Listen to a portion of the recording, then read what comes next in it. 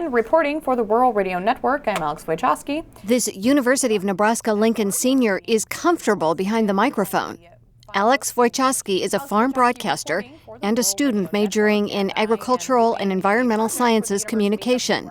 But all her experience didn't prepare her for what she saw in Lynch, Nebraska after the Spencer Dam collapsed. The roads were completely washed out. You had to take a detour that nobody had probably ever traveled regularly, and it was an awful road. Alex and fellow classmates traveled to flood-ravaged communities to tell the story of the spring floods. Her video is posted on a class website. This town looked like a war zone. In her video, Alex talks to a woman who was remodeling a house in Lynch before the floodwaters hit. When I come down here the first time, I'm going to start crying. When I come down here the first time on Sunday, I didn't even want to go in and see it because it was such a mess. But it was hard for her sometimes to get that out. And she did choke up a lot of times, and it gave me chills every time she talked about it.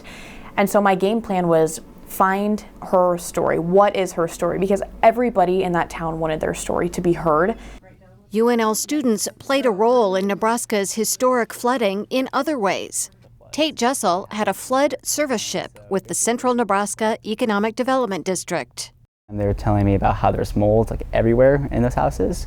So what I wanted to do is just kind of give information about mold and how you get rid of it and how it can affect your health negatively and things like that. Tayte created infographics about black mold, and he distributed information at county fairs. Getting out to the community or just getting out to the public about the flood that happened in March, because I just feel like a lot of people still don't really know, or like I feel like a lot of people really feel like that the flood's kind of over, but the communities are still being affected by it. Flood service ships like Tayte's were funded by the University of Nebraska. Students gained practical experience while giving back to their state. Tayte is from O'Neill and knows the value of a small town. It's a family. You know everybody and you're going to support everybody no matter what. I feel like they're going to recover that just because of them being all together and just working for one common goal.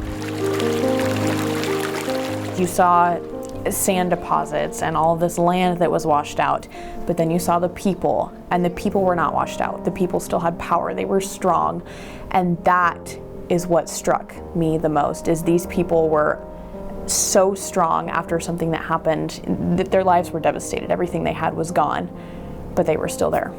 We will rebuild and we will be Lynch, Nebraska, strong.